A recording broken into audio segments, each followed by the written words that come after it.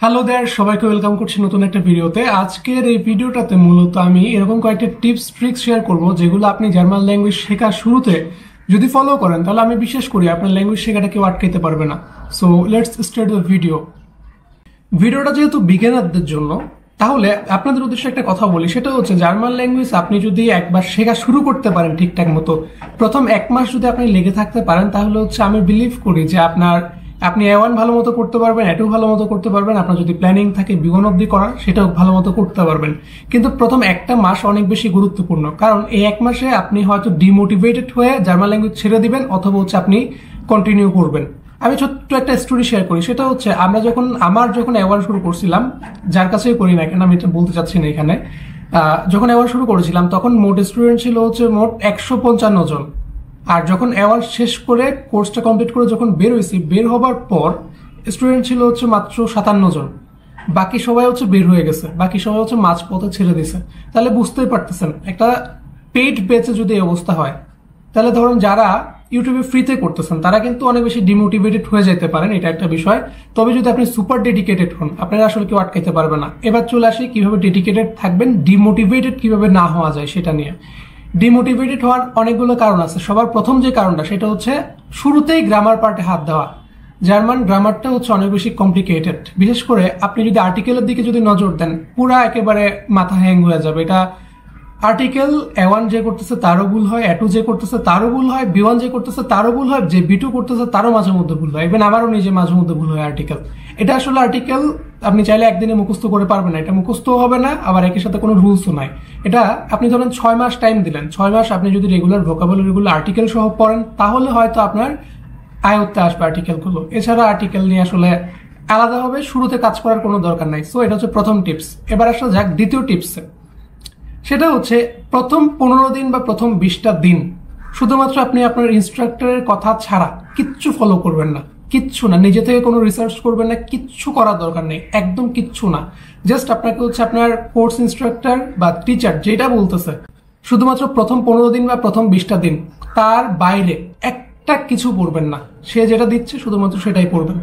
কেন, কারণটা একটু বলি। সেটা হচ্ছে প্রথম 15 বা 20টা দিন আপনাদের বেসিক যে ভোকাবুলারি ডেভেলপ করার সময়, সেটা হচ্ছে ভালো মতো কাজে লাগাইতে হবে। প্রথম 15 বা 20টা দিন আপনি জার্মান গ্রামারের কিছু বুঝবেন না, আপনি একদম বিগিনার। তাহলে প্রথম 15 বা 20টা দিন শুধুমাত্র যে কোনো একজন ইনস্ট্রাক্টরের নির্দেশনাগুলো ফলো করবেন।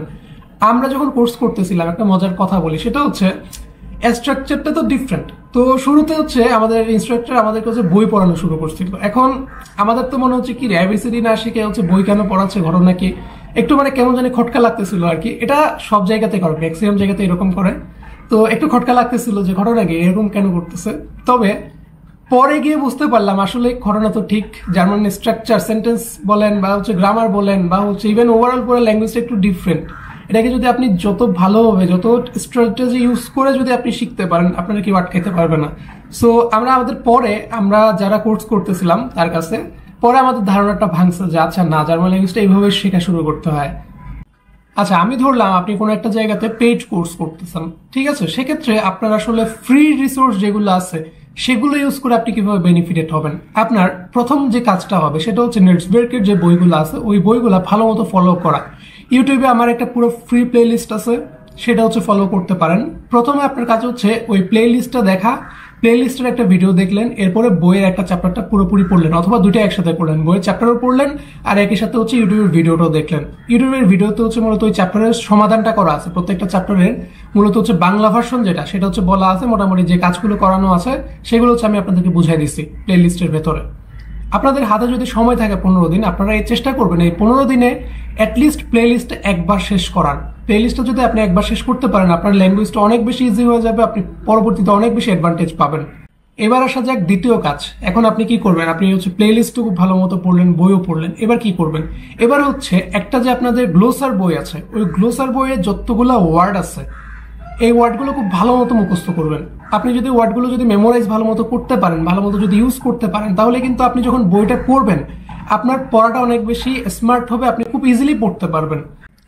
আর একই সাথে আপনার জার্মান রিডিং এ কিন্তু আপনার অনেক ভালো মার্কস আসবে, শুধুমাত্র এই একটা কাজ যদি আপনি করেন। ভোকাবুলারিটা নিবেন, মাত্র 48 পেজের একটা ভোকাবুলারি, ওইখানে যতগুলো ওয়ার্ড আছে সেগুলো হচ্ছে মেমোরাইজ করার চেষ্টা করবেন। আর যদি উচ্চারণ নিয়ে যদি কোনো সমস্যা হয়, শুরুতে আপনার জার্মান ল্যাঙ্গুয়েজ শেখার শুরুতে কিন্তু উচ্চারণ কখনো প্রপার হবে না, একটু ভুল হবে, কোনো সমস্যা নেই। ইভেন উচ্চারণের ক্ষেত্রে আমি বলি, যারা হচ্ছে C1 করতেছে তাদেরও মাঝে মধ্যে একটু উচ্চারণের সমস্যা হয়, এটা কিন্তু আসলে দোষের কিছু না। ইভেন আমার নিজের অনেক সময় উচ্চারণের সমস্যা হয়, এটা খারাপ কিছু না। আর যখন আপনি একদম বিগিনার, তখন আপনার কাজ হচ্ছে উচ্চারণের দিকে খুব একটা বেশি প্রথম ফোকাস করবেন না, উচ্চারণ ভুল হোক কোনো সমস্যা নাই। আর আপনি যদি মনে করেন যে না, এগুলো আসলে জার্মান উচ্চারণ একটু বেশি কঠিন হয়ে যাচ্ছে, সেক্ষেত্রে আপনি ইংরেজির মতো করে উচ্চারণ করতে পারেন। যেমন কয়েকটা বর্ণমালা কিন্তু শুধু এরকম আছে যেগুলো উচ্চারণটা একটু ডিফারেন্ট, বাকি সবগুলো কিন্তু মোটামুটি ইংরেজির মতোই। সেক্ষেত্রে আপনি চাইলে ইংরেজির মতো করে উচ্চারণ করতে পারেন। আর একই সাথে যে ওয়ার্ডগুলো আপনি ভোকাবুলারিতে পড়তেছেন সেগুলো হচ্ছে 5 থেকে 7 বার করে খাতায় লিখবেন, বাংলা মিনিং অথবা ইংলিশ মিনিং সহ। তাহলে অনেক অনেক অনেক বেশি অ্যাডভান্টেজ পাবেন, আপনার বানান ভুল কখনোই হবে না জার্মান গ্রামারে। আর আপনারা যদি শুরুতে অনেক বেশি স্ট্রেস যদি না নিতে চান, সেক্ষেত্রে হচ্ছে আপনি যখন ভোকাবুলারিগুলো শিখতেছেন তখন আর্টিকেলটা বাদ দিতে পারেন। আমি এটা বলবো না যে হচ্ছে আপনি একদম পার্মানেন্টলি আর্টিকেল বাদ দিয়ে দেন, না। ধরেন আপনি কোথাও কোর্স করবেন, আপনার হাতে 15 দিন সময় আছে, সেক্ষেত্রে আমি বলতেছি শুরুতে আপনি আর্টিকেলটা চাইলে আপাতত বাদ দিতে পারেন। প্রত্যেকটা ওয়ার্ডের সাথে কিন্তু আর্টিকেল আছে, আর্টিকেলটা চাইলে বাদ দিতে পারেন। আর্টিকেল ছাড়া মেন যে ওয়ার্ড সেগুলো হচ্ছে আপনি ফোকাস করবেন। কারণ আপনি যদি শুরুতে আর্টিকেল নিয়ে যদি ঘাটাঘাটি করতে যান, আসলে জার্মান ল্যাঙ্গুয়েজ শেখার প্রতি ডিমোটিভেটেড হয়ে মাঝখানে হারাই যাবেন। আমি ধরে নিলাম আপনি সুপার মোটিভেটেড, আপনার হাতে অনেক বেশি সময় আছে আর আপনি হচ্ছে অনেক বেশি এফোর্ট দিতে পারবেন। সেক্ষেত্রে আপনার জন্য আরো একটা এক্সট্রা প্ল্যান হইতে পারে, সেটা হচ্ছে আপনি প্রথমত আমার যে প্লে লিস্ট আছে সেটা ফলো করবেন, নেটসবের্কের যে বই আছে সেটা হচ্ছে ফলো করবেন। তৃতীয়ত ভোকাবুলারি সেগুলো হচ্ছে মেমোরাইজ করবেন। এত কিছু করার পরও আপনার হাতে যদি সময় থাকে, সেক্ষেত্রে আপনার জন্য আরেকটা টিপস, সেটা হচ্ছে লার্ন জার্মান নামে একটা ইউটিউব চ্যানেল আছে। এখানে একটা প্লে লিস্টে মোট 66টা ভিডিও আছে, এক একটা ভিডিও 10 মিনিট করে আর কি টাইম নেয়। তো এই কাজটা আপনি চাইলে করতে পারেন, একটা ভিডিও আপনি 10 বার, অথবা আপনি একটা ভিডিও 6 বার করে দেখেন, অথবা 10 বার করে দেখবেন। আর খাতায় 3-4 বার ওই ভিডিওতে যেগুলো বলতেছে ওগুলো হচ্ছে খাতায় 3 থেকে 4 বার হচ্ছে লিখবেন, ভালো মতো লিখবেন খাতায়। এই কাজটা করতে পারেন, কিছু আপনারা বুঝতে হবে না, জাস্ট খাতায় 3 থেকে 4 বার লিখবেন। এগুলো হচ্ছে যত বেশি সম্ভব হচ্ছে মাথায় নেওয়া যায়, বা মেমোরাইজ যদি করতে পারেন তো আরো ভালো, যত বেশি সম্ভব মাথায় নেওয়া যায় এই কাজটা করতে পারেন। এইটা যদি আপনি করেন, লার্ন জার্মানের এই প্লে লিস্টে যদি আপনি ফলো করেন ভালো মতো, তাহলে কিন্তু আপনি অনেক বেশি অ্যাডভান্টেজ পাবেন। এটার সাথে আপনি যখন কারো কাছে পেইড কোর্স করবেন, তখন বুঝে নেন যে আপনার অবস্থা কিরকম হবে। মানে মোটামুটি উড়াধুরা, আপনারা কেউ ঠেকাইতে পারবে না, ভালো নাম্বার পাওয়া থেকে কেউ ঠেকাইতে পারবে না। আর যারা পাশের চিন্তা করেন যে 60 মার্ক কেমনে তুলবো, চিন্তা করেন আপনি এত কিছু করলেন শুরুতে, এরপর আপনি পেইড কোর্স করতেছেন কোথাও, ধরেন হ্যাঁ পেইড কোর্সের আলাদা রিসোর্স, 3টা বই ওইখানে পড়ানো হচ্ছে, তাহলে আপনার ফেল আপনি করবেন কেমনে? আপনি যদি টাইম দেন, আপনি যদি পড়েন ডেলি 3-4 ঘন্টা বা 2 থেকে 3 ঘন্টাও যদি পড়েন, আপনি ফেল করবেন কেমনে ভাই? এটা একটা পয়েন্ট হইতে পারে।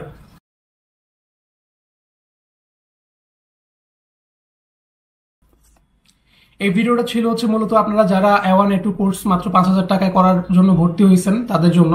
তবে এছাড়া যদি ভিডিওগুলো কেউ পরবর্তীতে দেখে থাকেন, হয়তো আপনারা কয়েক মাস পর হয়তো ভিডিওটা দেখতেছেন, তাও কোনো সমস্যা নাই।